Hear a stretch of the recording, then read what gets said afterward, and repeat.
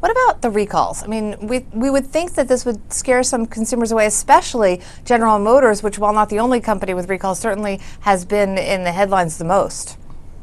You know, I think it's honestly become a lot of white noise for consumers. They keep hearing about these recalls. Certainly, a fair amount of them have been impacted by the recalls. They've had to go to their dealer and have the vehicles inspected or addressed for some reason. But I think for new car buyers, honestly, you could argue that's what's driving it. They want a new car because they see all these recalls being done on a lot of older cars. Interesting. We have a big report on the GM recall coming out later this week. What are you hearing about the probe at this point? What can we expect to hear? Well, I think we're going to hopefully get a lot of answers to questions that people have had about who knew what and why it took so long for them to address them. I think there's going to be some actual, accountability finally given, and it doesn't look like there's anything that's going to go too far up the chain, and certainly not up to Mary Barra, but we won't know for sure until we see the report. All right. When you look at these numbers, what does it tell you about the consumer and sort of demand? I'm sorry, the demand not only for cars but for big ticket items in general. Go ahead. I'm sorry.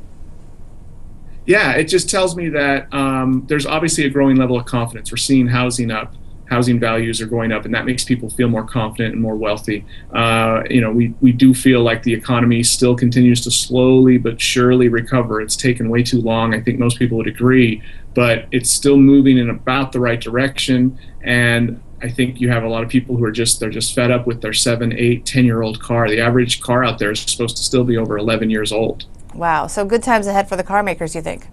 It looks like it. It looks like 14 is going to be another strong year. We've grown over 1 million in annual sales for like the last 4 years in a row. I don't think we're going to do that this year, but who knows? But at some point, it's got to flatten out. We can't keep growing at that rate. We'll end up at 25 million in a couple of years, and I don't think that's going to happen. But it's going to be a very healthy year for the automakers.